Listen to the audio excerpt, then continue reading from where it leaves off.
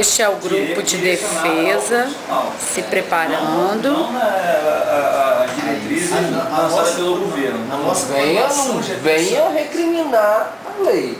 Não venha questionar o que a educação cristã tem na lei, porque existem parâmetros para ser lei. Esse é o grupo contrário, se preparando para o debate. Não é somente revigorar, fortalecer, eu acho que não. Então nós não vamos concordar porque... Não. Situação problema. A educação física ofertou uma educação do corpo conivente com os ideais da educação nacional? Sim ou não? Não, né? Eu entendo que não, porque na época visava muito a questão do corpo perfeito, né? A questão de construir o homem perfeito. Tinha a ginástica como base, né? E eu entendia que a ginástica na época era como um adestramento corporal. Então por isso que a gente acha que a gente defende o não. E no início os médicos higienistas, eles estavam preocupados com corpos saudáveis para o trabalho, né, até então. Depois passou para os corpos fortes, né? Não, primeiro a parte higiênica de saudável, depois forte para o trabalho. E hoje em dia, como que tá? A visão é essa ou não? Não precisa também olhar para a câmera. Então, eu queria pedir de novo para o rapaz lá ler novamente a situação problema. Faça favor para mim. Agora, a educação física ofertou uma educação do corpo conivente com os ideais de educação nacional? Vocês garantem que não, pelo processo higiênico que tinha na época, pelo processo do corpo perfeito que tinha na época. Só que a gente tem que mostrar o seguinte fato: a educação física estava subordinada à educação nacional. Então não é que a educação física ela tinha a responsabilidade de saber se realmente aquilo era bom para o povo ou não. O que ela estava embasada era da responsabilidade da educação nacional e o que era passado como parâmetro para ela. Então, na época do início da década do século XX, o que nós tínhamos de maior problema? Era o problema das cóleras, das malezas, das malezas que afetavam a saúde do povo nacional. Naquela época era costume não se tomar banho todo dia. Naquela época não era de costume ter todos os hábitos de higiene que a gente tem hoje. Então a educação física entrou nesse fato tentando corrigir esses fatos higiênicos que o povo não tinha. Então eu acho, na minha concepção, porque aí já entra em outro fato. Se o governo investe em educação e saúde, se a educação não ajuda na saúde, o que acontece? Sobrecarrega a saúde. Então, é um fardo que sempre tem que ser pesado para os dois lados. A educação física entrou tentando, nesse momento, ajudar o povo com a sua reforma de melhorar a sua aparência, o seu bem-estar, o seu corpo, a sua saúde. Só para ter um dado estatístico, a média de vida no início do século XX era de 45 anos. Por causa dos maus hábitos de higiene. Não era AIDS, não era doenças do tipo câncer e doenças cardiovasculares que mais matavam, não. Mas era cólera, coqueluche, doenças infectos contagiosos, doenças que é pego pelo contato, doenças que são pegas pela falta de higiene, doenças que são pegas pela falta de rede de saneamento de esgoto, de água e esgoto. Então, nesse ponto, eu acho que a educação física, neste momento, que vocês falaram que é um período curto da história, que vai do início do início do século XX até aí, a década de 30, que vocês estão falando. Eu acho sim que ela teve uma grande responsabilidade e foi a favor da educação nacional. A defesa aqui do nosso amigo, na questão do corpo perfeito que vocês colocaram. A pergunta diz o quê? Se a educação física que foi colocada aí, o que foi ofertado, não é isso? Se teve propósito. Vocês mesmos já estão falando a procura do corpo perfeito. Você acha que isso funcionou? O corpo perfeito traz o quê? A prevenção a doenças. Então a educação física teve sim um propósito sim, verídico. Foi realmente valeu a pena esse investimento, porque diminuiu todas as doenças. Depois vem a parte do trabalho, né? O investimento em indústrias, o melhor funcionamento. O exercício físico proporcionado pela educação física na época proporcionava o preparo para o trabalho. Por quê? Lá no trabalho, nas indústrias, era exercícios repetitivos. Esses exercícios repetitivos eram trabalhados na aula de educação física.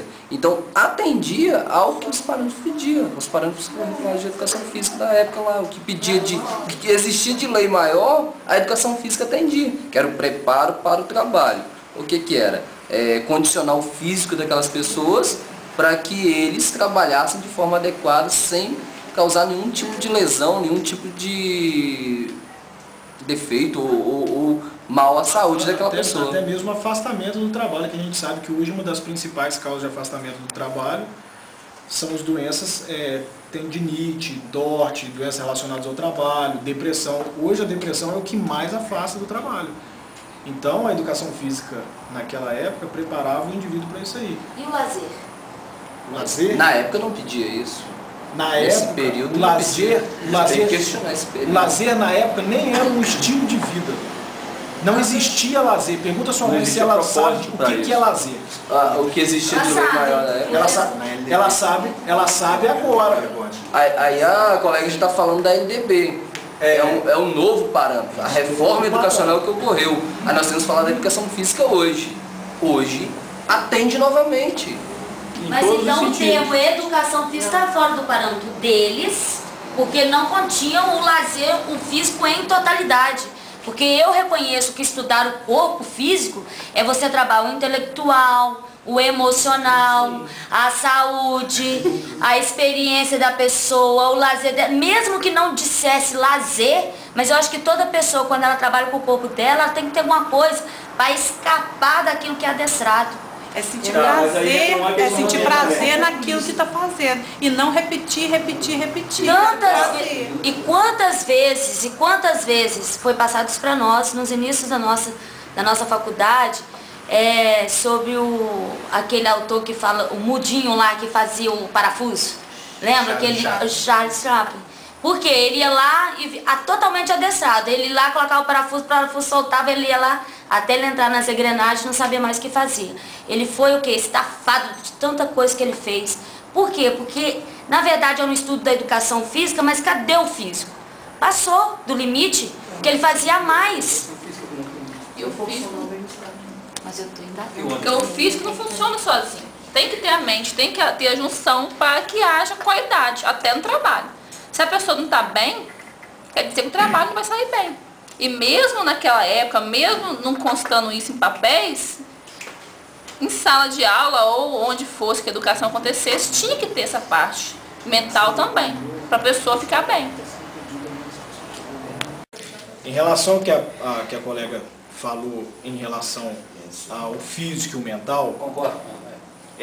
O que a gente tem a debater é o seguinte: metodologias e quebras de paradigmas. A metodologia é o processo pelo qual você acha que naquele determinado momento aquilo era certo. E a metodologia hoje a gente vai falar de narrar. Narrar é falar da gente no passado, ou da nossa história no passado. A gente sabe que a nossa história no passado foi errada em relação ao que a gente sabe hoje, aos métodos científicos empregados hoje. Mas em relação aos métodos científicos empregados na época, o que a gente tinha para oferecer era isso. Então foi quebrado o paradigma de que o corpo e a mente eram coisas diferentes. Hoje, pela definição da Organização Mundial de Saúde, que é de 1998, saúde é o completo bem-estar físico, mental e emocional do paciente. Entretanto, essa definição é de 98. Essa definição não é de 1920, 1930, 1940. O que a gente tinha de metodologia de tratamento e de estudo falava que o completo bem-estar do paciente era estar apto para o trabalho. Era o indivíduo estar apto higienicamente. Então, essa era a metodologia que a gente tinha. E a quebra de paradigma foi a partir da evolução física, mental e emocional. Entretanto, para que isso pudesse acontecer, teve que haver outras situações, que foi a reforma dos meios de comunicação, a melhora do estilo de vida, a melhora dos meios de pesquisa. Aí entra laboratório, como é que fala aquele negócio que olha no microscópio, que aí começou a haver a descoberta de bactérias, vírus e outras coisas que na época a gente não passava. Para você ter uma ideia, no início do século XIX, as pessoas achavam que pegava doença pelo cheiro. É por isso que eles colocavam rosas no meio dos tratamentos, que vem daí a homeopatia. Então a revolução educacional, está atrelada à revolução científica. Não tem como a gente fazer uma coisa sem fazer outra. Só que o que a gente tinha de prática na época era isso. E era isso que a gente tinha a oferecer. Quando a gente olhar daqui 50 anos o que a gente faz hoje, provavelmente a gente vai olhar, puta merda, como aquilo estava errado. Ou puta merda, a gente só fazia aquilo. Entendeu? Mas, na época, o que foi ofertado teve conclusão, porque a educação física era voltada para esse trabalho braçal, o trabalho da fábrica. A conclusão da educação física era essa. Hoje o mundo é outro. Hoje sim, hoje se visa bem-estar, né? A saúde perfeita, o desporto, o lazer, a convivência social. Cada tempo com o seu tempo. Cada tempo com o seu tempo. Nós vamos jogar. Naquela época, a educação física, que era voltada para isso, ela teve êxito. Hoje, atendeu aquela lei que existia, atendia aqueles parâmetros que existiam, atende hoje, atende novamente, porque hoje o bom profissional é aquele que tem uma perspectiva de lazer nas suas aulas, atende a questão de qualidade de vida nas suas aulas. O bom profissional é esse. Vocês podem estar falando de profissionais que não atendem aos parâmetros do que existe na educação física. Só que, em cima que vocês estão falando, na época, vocês estão falando a parte de questão física, questão de saúde, mas na época falava que existiam, aqui mesmo o Fascico fala que existiam projetos vinculados às políticas públicas que enfatizavam as atividades físicas como indispensável à educação escolar completa. E a educação escolar completa não é só o físico. Mas aí a gente vai ter que pegar a definição de o que é uma educação completa para a época. O que era uma educação completa para a época? Porque a gente não tem acesso a esse tipo de bibliografia. Mas fala em revigorar, fortalecer. Atendia para a época. Mas falava em revigorar, fortalecer. Completando o que eu estava falando, que existiam muitos projetos, né, que visavam a educação física escolar completa. E se trabalhava, agora eu coloquei, trabalhava a questão física, né? E aqui fala que tinha a intenção de revigorar, fortalecer, trazer saúde ao povo brasileiro. Mas esse trazer saúde ao povo brasileiro não era simplesmente pensar na parte física. Então estaria pensando na época também a questão mental, né? E eles estão defendendo que era conivente, mas no modo de pensar a gente continua falando que não. A gente acha que essa parte da educação escolar completa não ficaria simplesmente na parte física, na ginástica de um modo de adestramento. Então, por isso que a gente defende o não. Igual eu volto a falar em relação às palavras do meu amigo, na época em que eles estão querendo levar o debate, realmente ainda não existia essa dualidade corpo e mente. O que mandava mais na época era o corpo. Não existia tanta preocupação em o bem-estar mental da pessoa, porque até então não havia as descobertas que existem hoje. Entretanto, hoje a gente pode falar, depois de 1996, com a Lei de Diretrizes e Bases, que veio para solucionar esse problema, que eu queria até botar em questão uma página da apostila aí que eu grifei. Cadê o rapaz? A sua que eu grifei foi a sua? Rapaz, cadê o Rosinho? Mostra ele lá. Lei de Diretrizes e Bases de 93, 94, 96. Não menos importante, a flexibilização do currículo. Isso quer dizer que cada município tem autonomia para conduzir o seu processo escolar de acordo com a realidade local. Então, quer dizer, a partir dessa lei, os estados e municípios tiveram mais flexibilidade em compor o currículo escolar. Ou seja, Conceição do Castelo, Venda Nova, ou problemas pontuais em Afonso Cláudio, Muniz Freire ou qualquer outro lugar, Ibatiba. Então, o que acontece é que problemas de lazer, vamos botar então igual Brejetuba, que é um local que tem muito pouco acesso a situações de lazer. A educação física pode ser voltada para a questão do lazer. Pode existir profissionais pontuais que não façam isso. Profissionais pontuais. Entretanto, se é uma carência da realidade local, isso pode ser feito para que a educação física entre para solucionar o problema da educação nacional. Entendeu? Então não quer dizer que a educação física hoje ela seja ruim. Hoje a educação física tem um lado muito esportivizante, por alguns profissionais que ainda vêm arregado da época da formação militar e que ainda trazem isso com eles. Entretanto, a entrada de profissionais mais novos no mercado de trabalho tem trazido outros tipos de convivência social para dentro da escola.